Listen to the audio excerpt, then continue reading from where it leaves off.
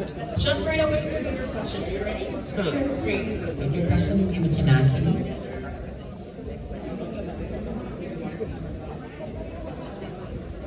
Your question is, what do you expect to gain in joining this pageant and why? Again, what do you expect to gain in joining this pageant and why? Thank you so much for the question. What I expect to gain in joining this is higher my self-esteem.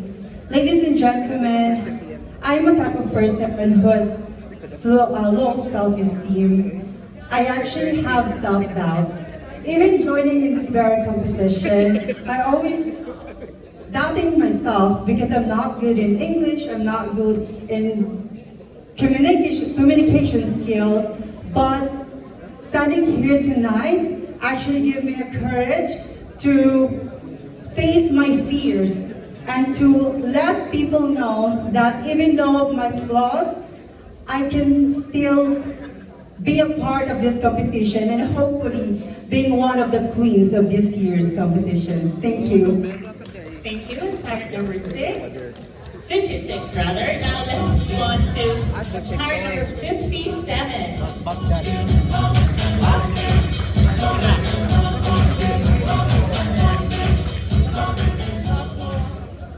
Alright, please take your question, give it to me. Ako siyang belt, doy. Parang sa buhok yung belt ko. Your question is, if you won this title and your boyfriend will not allow you to continue, will you give it up or not? And why? Oh, it's really a tough question. It's really case-to-case basis.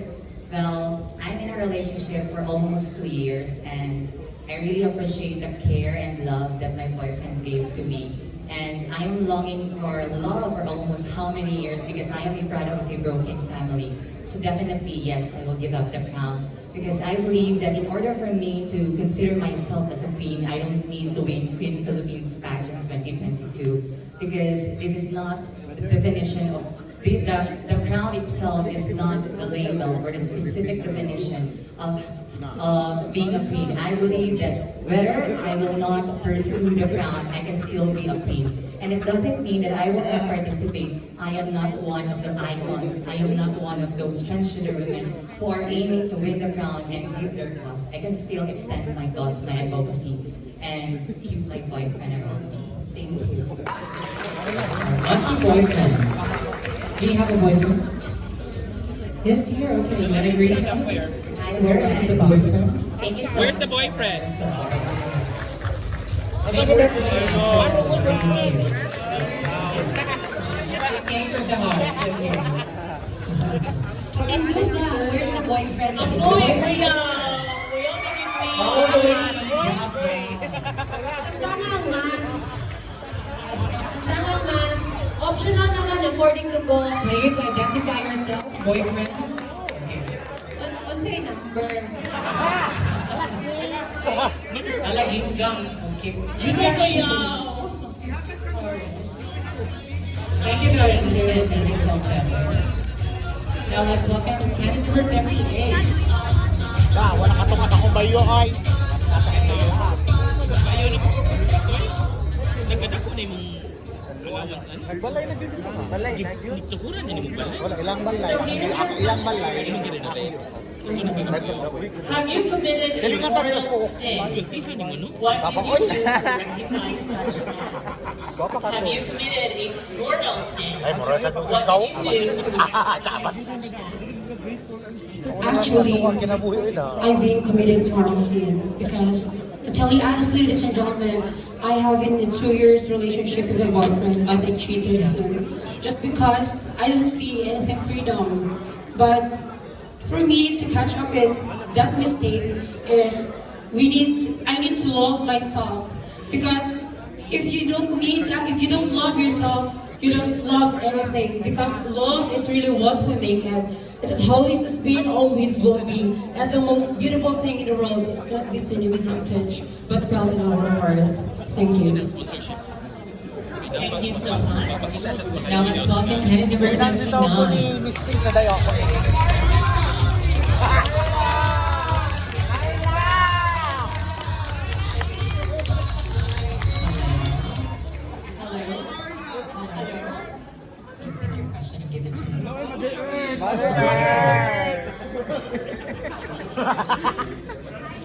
Your question is, if you could change one thing, okay, the audience is saying you look like Carla Henry. Oh, This is so 2008. Mother Earth. Okay, you're Queen Earth? You've been calling her Queen Earth. If the one to nun tapos I na stand Carrie, hindi ko Mother. siya niya the one to, host naman siya ko me. Okay, your question is, if you could change one thing about yourself, what would it be and why? I think that would be my personality of not showing my love to my mother during the time that she was still here. Actually, last April 12, my mom passed away due to her aneurysm in her heart. And I have never expressed to her how much I loved her. I never expressed to her how much I care for her. I just take everything for granted. So I would like to say that now I'm not taking things for granted. I will show my love to that person regardless of the time, because we only live once and we should take that opportunity. Thank you so much. Thank you very much. I'm sure your mother is in a much better place now. Thank you very much. Let's welcome candidate number 60.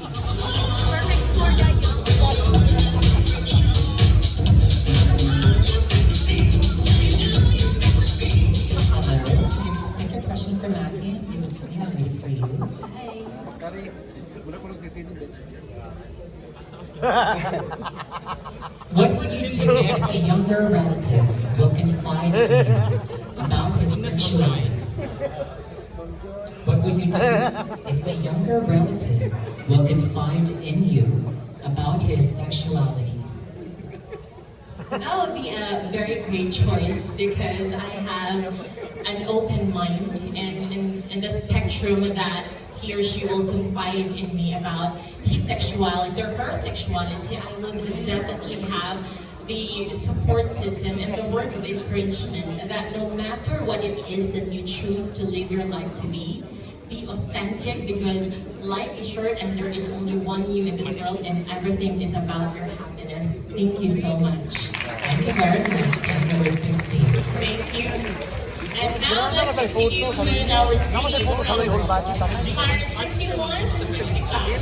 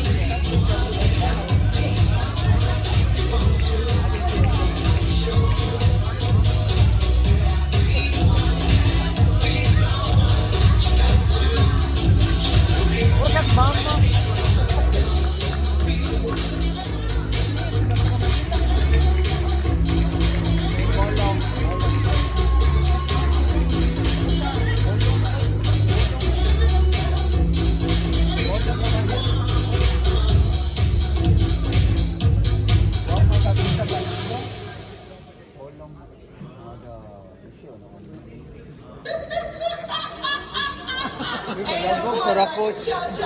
Wala karakot, sarakot.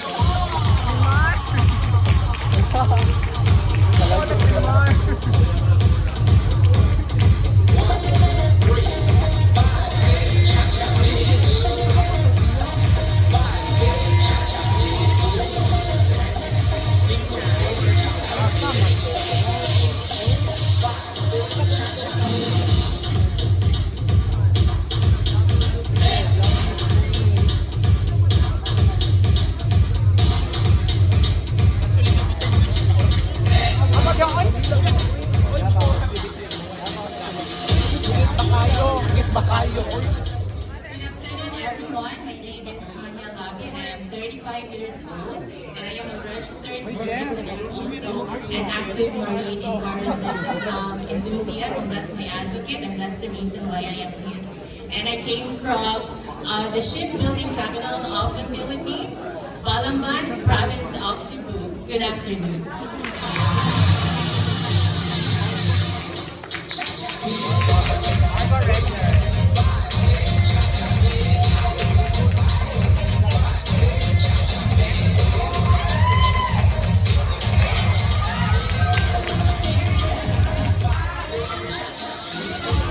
It's great to be back after 11 years. My name is Elsie Velasquez.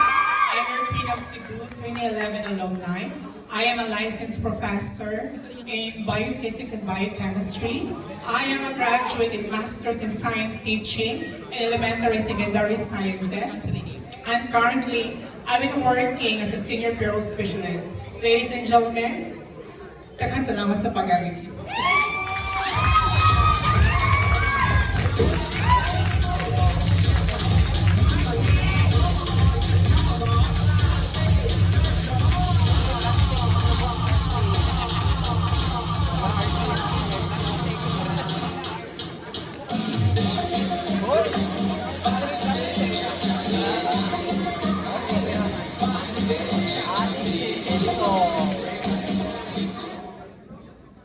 Sawadika, my name is Cindy Ann Solia. I'm 37 years old, a pure Subanon. Thank you, my hapon.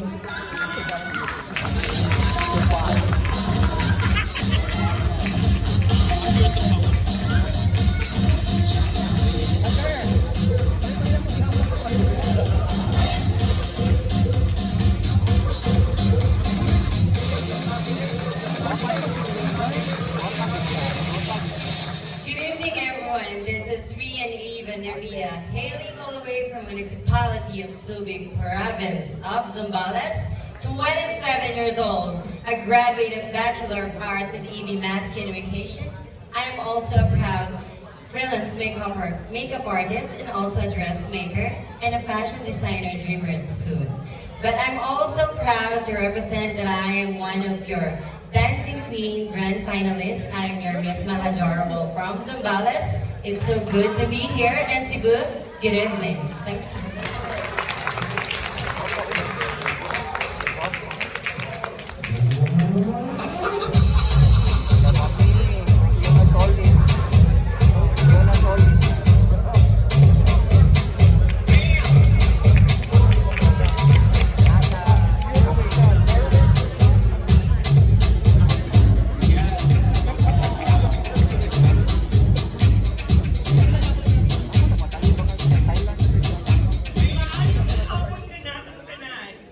My name is Dee Mendoza, Carolinian by education, internationally certified PR professional, and the co-founder of the first and longest running trans advocacy group in the Philippines, STREP, or the Society of Transsexual Women of the Philippines.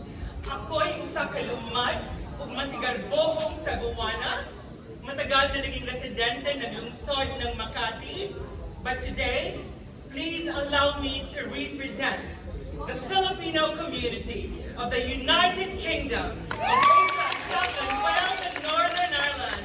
Wherever you are, mabuhay ang Trans Pinay!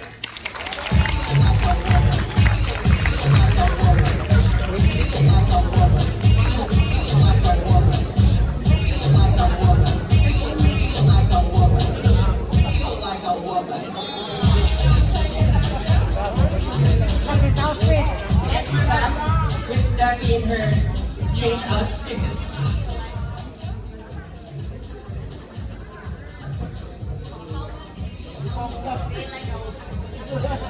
Feel like a woman man daw, so feel na po. Okay. So let's meet our next batch of applicants, starting with applicant number 61.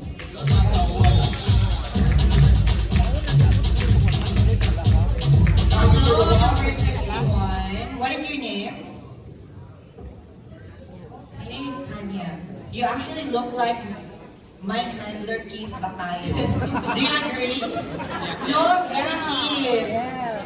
Maya Arba. I got a lot of comment about that actually. Yes, and you should be proud because Keith is very famous for her And very slashing talented as moves. well. Flashing board. Do you agree, Jen? Alright, thank you, Team Tanya. Please play the question. Yeah, right? Flashing what? Flashing move. Alright, are you ready? Yes. Okay. Yes, ma'am, Jen. So I'll read your question twice. What is your advocacy and how will you let the people join your advocacy? Thank you so much for that question. I have been working closely with Green Cleans. This is a non-profit organization. I am a marine environment enthusiast and have been working with them since 2013. And that's the reason why I am here, because that is what I am bringing here, because I want everyone to join this cause or this advocacy, because nowadays our planet is aging and we need to save them. And the only one who can save our planet is us human beings. Thank you. Wow, such a beautiful advocacy. Thank you so much, Tanya. All the best. And moving on, we have aspirant number 62.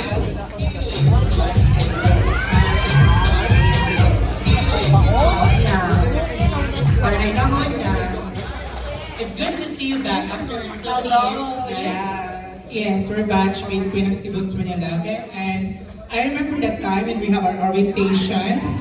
One of the staff of Cari Santiago didn't allow me to go inside during the orientation because at that time I was a teacher and they thought that I am one of the But when I showed my picture to Cari, this is me during the screening, and she said that yeah, you can come in. That's my name that time is Ringo Velasquez Tabasisi. And Cari told me you have to change your name to a trans woman name. Why not rename your name from your first initial and last initial? Then your surname will be your middle name. So that's why RC Velasquez was born, because of Cari Santiago. And Cari also was the one who made my transition successful because she gave me the young pills at that time, which is very expensive. It was 11 years ago. And look at you now. Yes. So I decided to come back because I think I'm ready. Long time ago, right? So pick a question. Ringo. You were short here. Yes. Ringo die.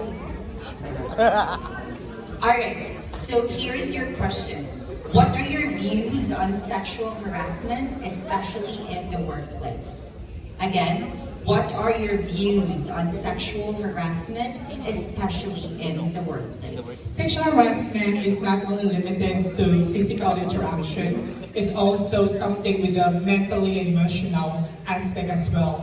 So I've been working in the BPO industry for the past 8 years. I'm also one of the victims of the sexual harassment. But then I was able to raise that voice by addressing that one to our HR department. And we need also to do something about this so that we can always draw a line to this sexual harassment. Sexual harassment is not limited to women, men, but it also applies to all gender. So by then, we need also to respect people by not only having, wearing such decent or prescribed clothes, but rather we need to inculcate them that we need to also to have self-respect by themselves, so that by that time we can always draw a line with that sexual harassment. And who knows, that will be your sister, your brother, your mother, or your father. So hand in hand, we need to respect one another so that we can always have sexual harassment at work and also in the community. Thank you. Thank you, Teacher RC. Very well said. And of course, up next is another Queen sister, aspirant number 63. Sawadee Miss Thailand. Sawadee ka, best friend. Maghapon ka natong tanan, best friend. Hello. Hi, Miss Thailand. You look so amazing today. Oh, wow. Yeah. Thank you. Did you prepare for today? Not so. Oh. You woke up like this. Pick your question. I just feel so young now because it's been 2 years that we are being isolated in the pandemic. So it's time to glam up, show up, and continue with life. Yes. Alright. great mindset. And please pick a question and I'll read it for you. Sydney, here's your question. Do you believe that a homosexual has a place in heaven? Again, do you believe that a homosexual has a place in heaven? Oh, that's a very wonderful question. Of course, we're just human beings. We are not different from other human beings. Maybe some people stereotype us as gay or bi, but that's no longer applicable in this modern time. We are very resilient. We are very vocal to our rights. So I believe no one can ever judge us, but only the divine justice, that's God. Thank you. Very well said. Yes. Thank you so much. And now call my forward sister, applicant number 64. Hi sis, forward naman. Good evening everyone. Sir Rian is also my sister from Miss International Queen Philippines. So nice seeing you this forward. And also Miss Angel. Yes, alright. So how you been since I heard that you're one of the grand finalists for Dancing Queen in It Bulaga? Yes, it's quite tiring, but since it's my dream and my passion to dance, I'm enjoying it. I'm still performing, and I hope to win the first ever dance pageant in It Bulaga. Good luck to that. Good luck to that. Take a question. So let me read your question twice. Is having a trans woman boss in your workplace an advantage or disadvantage? Explain. Again, is having a trans woman boss in your workplace an advantage or a disadvantage? And explain. Well, I honestly think that being a boss doesn't need any gender for us to look forward. As long as that person is willing to lead a certain people or the person that they occupied, I think it's better to lead a certain group, not just to be a boss, but a leader, to be portrayed by the people who's being inspired by the way you lead them, not just by the gender. Always look upon the compassion of being a leader, not a compassion of being a boss who just dictates what to do, but act what needed to be done. Thank you. Alright, very well said. Thank you so much, Rian. And of course, last but not the least for this batch, applicant number 65.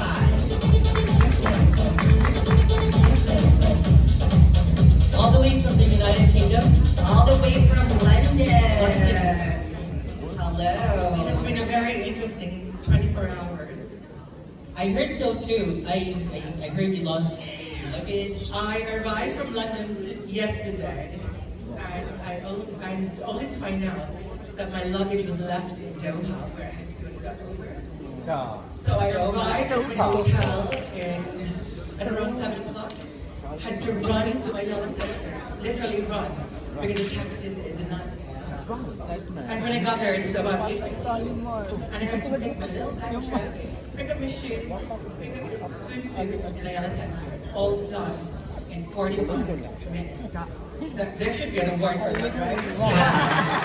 Your award will be a glass of water. Thank you very much. And it's time to pick a question. I'll read it for you. It was such a journey all the way here, but all the best. Here's your question. I think suitable. Is having a foreign boyfriend or partner a way for a better life, especially for a trans woman like you? Please explain. Is having a foreign boyfriend or partner a way for a better life, especially for a trans woman like you? Having a boyfriend, regardless of your gender, is not really an issue to become or to have a better life. Because you can make a better life out of yourself. I am lucky to be in a relationship for 20 years with my now husband living in the UK. And all that time, I have been supporting myself. All this time, I have been buying all my shoes and all the clothes that I wear. If Beyonce were to be listened, if you got it, then you got to put a ring on it because you can afford to buy those rings.